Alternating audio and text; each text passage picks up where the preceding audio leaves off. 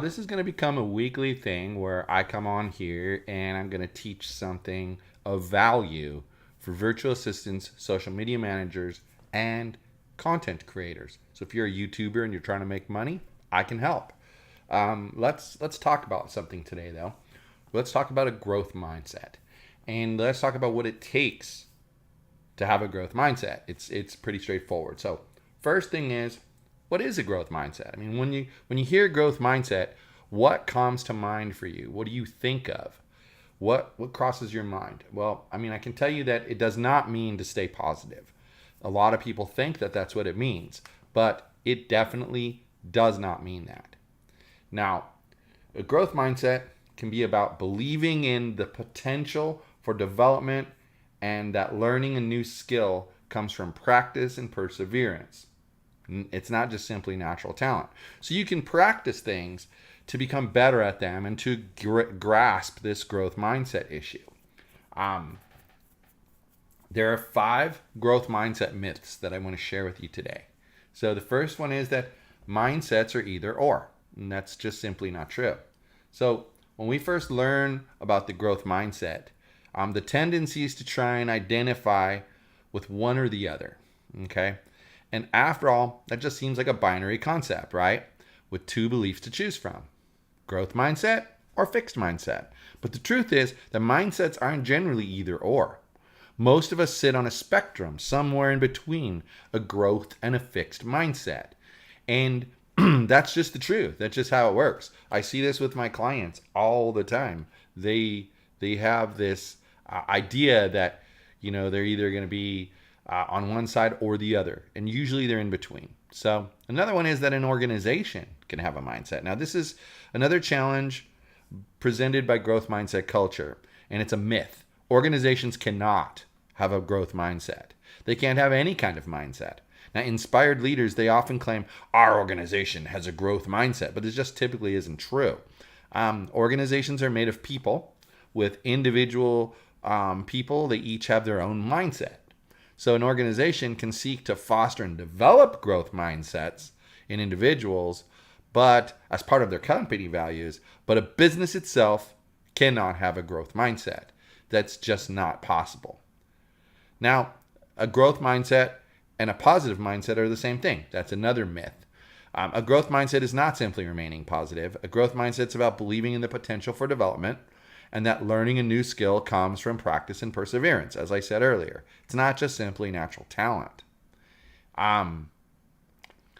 There's also growth mindsets automatically lead to positive results. So people think that if they get a growth mindset, boom, their problems are solved. Not true. A growth mindset itself doesn't guarantee anything. Nor is a person with a fixed mindset going to be excluded from being successful. A growth mindset coupled with the motivation to improve, a commitment to personal growth, and time put into developing a skill is what drives positive results. So you have to do the work. So it's just like my explosive revenue growth roadmap coaching programming. It's a 12-month program and it has a money back guarantee, but you have to do the work. If you're not doing the work, you don't get the guarantee.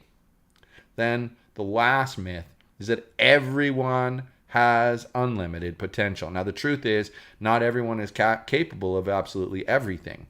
Some believe that having a growth mindset means that you can achieve anything, and that's just not true. It's very inaccurate. Individuals with a growth mindset, they recognize their ability and their limitations play a part as well. But they also understand that the capacity for achievement does not start and stop with their genetic makeup. So here's the realities of a growth mindset. So we talked about the myths, and here's the realities. Most are somewhere in between. So when Professor Carol Dweck analyzed students, she wrote a book called, of all things, Mindset. And when she analyzed students' mindsets, she did not identify a purely binary result. Though most students in the classroom leaned strongly towards one side or the other, most were found to have mindsets somewhere in between. Okay?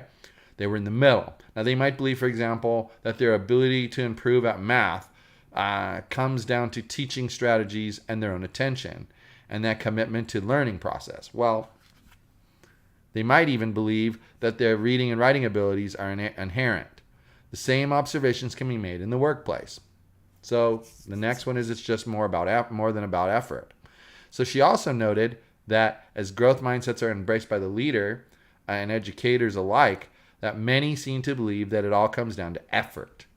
She notes that some teachers seem to believe that they can improve a student's mindset and their achievement by telling them just to try harder, for instance. Now, this is a false growth mindset. The effort is important, but more crucial is their attitude towards learning a new thing. If you don't think you can learn something new, you're not gonna learn that something new. It's pretty simple, right? The next one is not everyone can achieve everything. Each individual has limitations that a growth mindset intervention might help, but it can't overcome it entirely. As an example, a 5'2", 22-year-old woman is very unlikely to become a player in the WNBA. It's just not going to happen. And the next reality is that positive results come from a growth mindset and working towards goals. So growth mindset students and employees are people who understand that positive improvement is possible. That's it. You just have to understand that it's possible. And they believe that to achieve their goals, they must view failure as part of learning, because it really is. Put in the time, embrace the challenge, and develop new strategies to overcome each challenge that you face. Now, working towards a goal without these views is unlikely to accomplish anything. Cultivating a growth mindset is not going to do much without putting in the necessary time and practice to develop a new skill. Now, next week, I'm going to go over some tips for achieving a growth mindset, because it's important to understand how to get there. You know, today I taught you what a growth mindset is and is not, and I taught you the pros and cons. Well, not the pros and cons, but the myths and the realities of a growth mindset. And that's very important as a foundation for how to get there.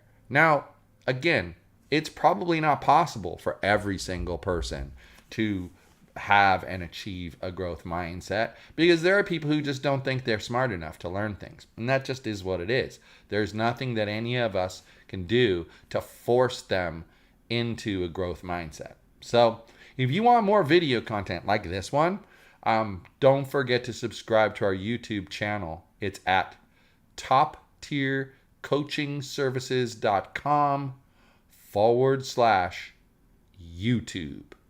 Have a look today. Let us know what you think. And subscribe to the channel. There's a lot of great videos there. I'm actually going to be recording a couple more today to put out this week. But thanks again for tuning in for this live. And again, every Tuesday at 10:30 a.m. Pacific time, I'm going to be right here, and I'm going to be teaching things to you. And if you're interested in learning that, come on by and let's talk.